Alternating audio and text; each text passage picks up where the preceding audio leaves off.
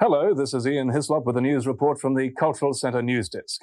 At regular intervals, we'll be giving reports on various developments and events at the new Queensland Cultural Centre, situated on the south bank of the Brisbane River, just a few minutes from the heart of the state capital. When completed, the centre will include the State Art Gallery, Performing Arts Complex, Museum and Library.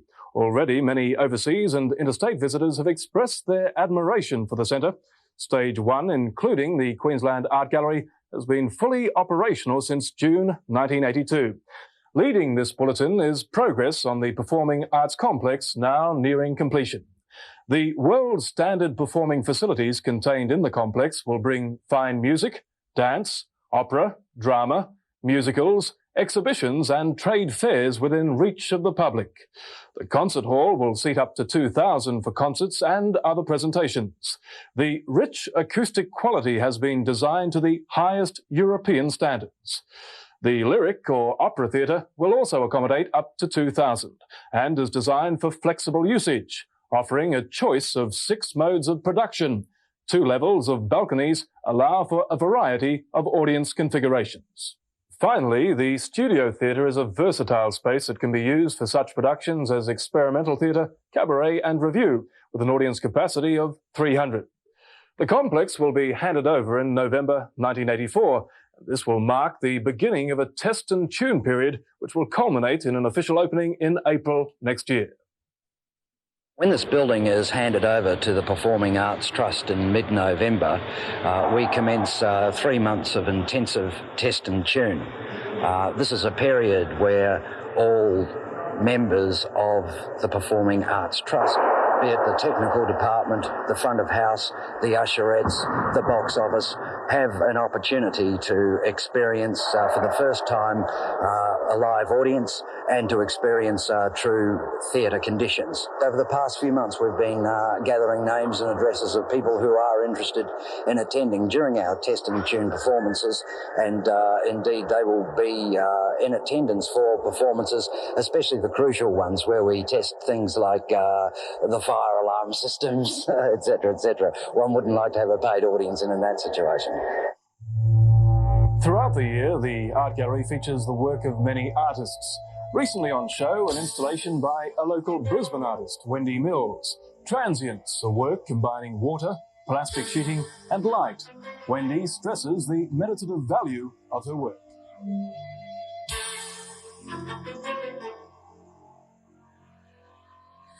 Events have been coming thick and fast over the last few months at the centre. Harry Butler needs no introduction as one of Australia's leading conservationists, and he was on hand to launch Arbor Day. It is commonly widely held belief around Australia that as soon as you say culture, Queenslanders cringe. As soon as you say art, they run for cover. As soon as you say performing arts, they're dead scared. As soon as you say library, they don't like it.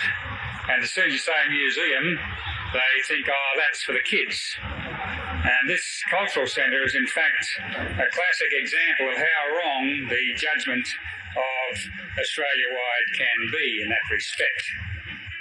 Harry showed an eager audience the right way to plant a tree.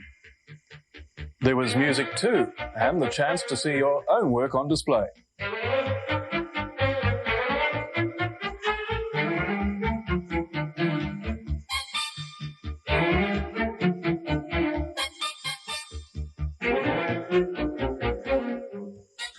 Anzac Day is the occasion for solemn commemoration of the war dead, but in the concert held at the centre, there was also time for nostalgia.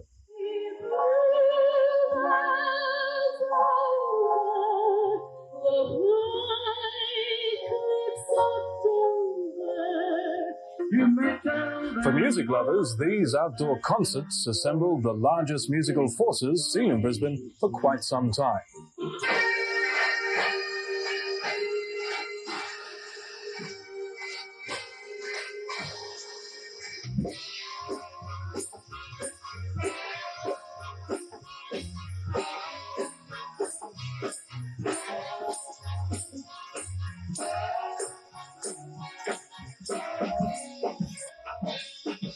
Meanwhile, gallery conservation staff are involved in the serious task of restoring some of the thousands of important artworks that will be displayed in the gallery over the next few years. And there are important discoveries to be made. The X-ray showed that this particular work originally had the figure standing much more upright. And so we were interested to know what the change in composition was, and in these areas we'll have to take particular care when we come to treat those areas, because you can see the paint in these areas is being painted wet paint over wet paint, and therefore you've got some drying problems here, some orange peeling of the paint and so on, which we'll have to take particular care. Now in the planning stages is a move of thousands of items from the State Museum to their new home at the Cultural Centre. And for the museum's senior conservator, Dr. Neville Agnew, it's a formidable task.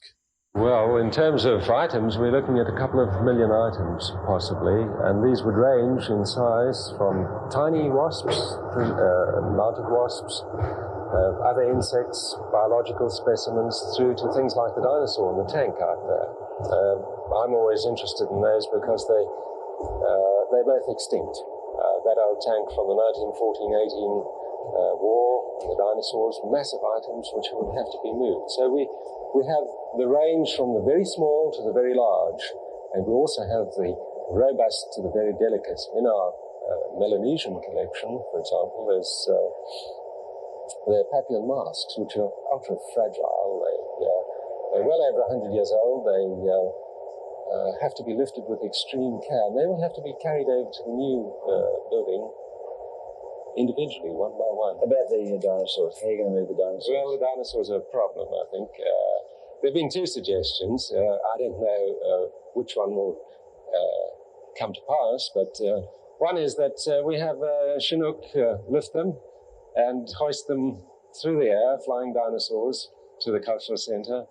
Probably the first and last time dinosaurs, which are of that kind, ever fly. The other suggestion is that we sneak in to the Warana festival and join the parade and take a turn at an appropriate point and put them into their new building. There are other possibilities, but Brisbaneites may yet see flying dinosaurs.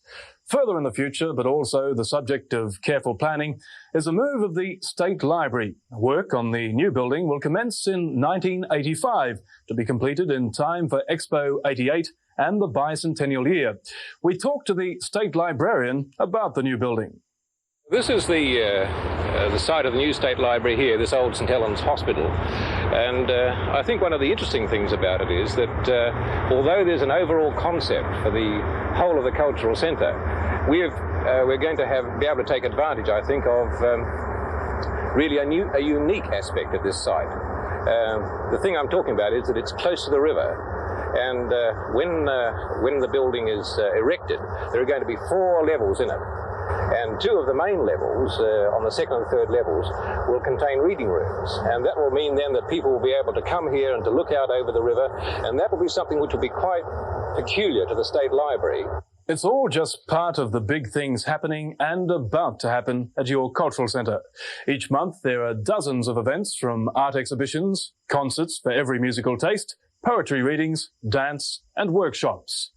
Coming up soon, the world's greatest collection of drawings by Leonardo da Vinci from the collection of the Royal Library at Windsor Castle from the 12th of September to the 11th of November. Free twilight concerts running right through the Warana Festival, including a prom-style concert for voice and brass. Also, top artists like Mike McClellan, Kerry Bedell and Julian Lee. Look for the drama presentation of Agamemnon by Lismore's Theatre North in the Centre Auditorium. There's a regular program of exhibitions, music and other special events in the gallery and the gallery bookshop to browse through. The River Terrace and plazas are ideal spots for a picnic.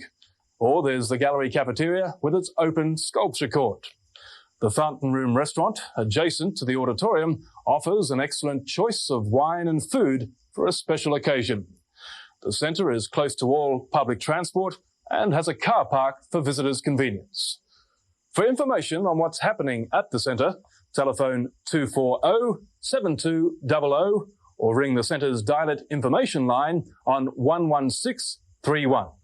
The Queensland Cultural Centre on the South Bank, serving the people of Queensland and their visitors.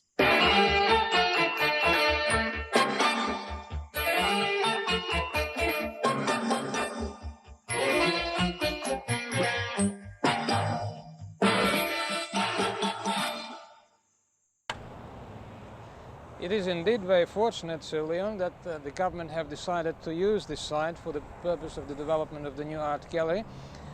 We expect this is going to be a building of architectural merit. Yes. And in fact, the site is extremely well related to the city. The area itself is somewhat depressed at this stage, but we expect this to be the first major building coming up in this area. And no doubt, all this will disappear in a very short period of time, and the whole south bank, the whole south side of the river will, in some 10-20 years, will assume a completely different picture. You would agree, I suppose, that the relationship of this site to the river, to the city, to the views all the way around, and generally to the town planning situation in Brisbane is extremely suitable. And we do really expect that in not too distant future, in fact by sometimes like by second half of 1977, the building will be, the new art gallery building will be standing here. Yes, I entirely agree. I think it's an ideal site because you've got everything really in its favour. You're close to the city, you've got the river view, which is something we like to talk about because it really is a beautiful city. This will beautify the area. It'll be close to the town for people to come over at lunchtime and go back.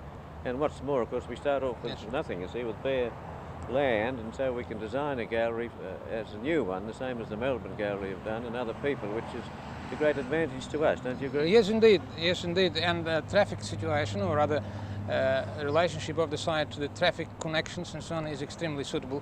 And we expect to have it's only a walking distance from the city. We expect to have not only the visitors from the city, but also buses visiting from all over the state, in fact. Even the Commonwealth. Even the Commonwealth. In other words, it'd be very nice something to work with. Yes, I expect to have a very good cooperation. Yeah. Art Gallery, Mr. Pavlosian, page 2. In 1971, Mr.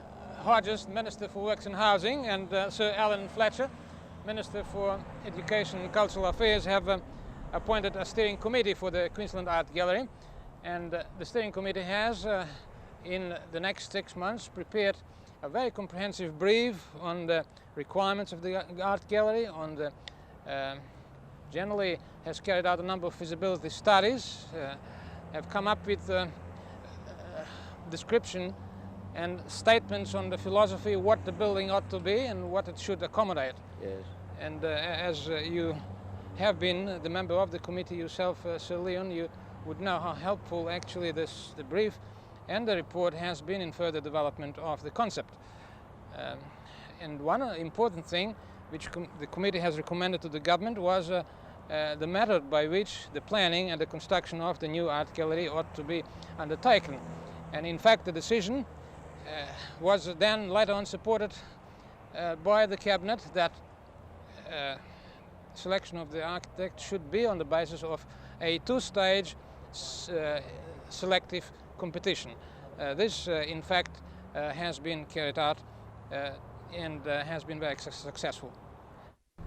Another very important matter with which the committee was concerned was the matter of selection of an architect for the art gallery. This is indeed an extremely important decision to make in relation to the future success or otherwise of the development of planning. Yes. And the recommendation which the committee has made to Cabinet was approved, and the selection of an architect was decided to be on the basis of a two-stage selective competition. And we, all members of the committee, are very much satisfied with this decision, and we're looking forward to a really successful operation in this regard. Yes.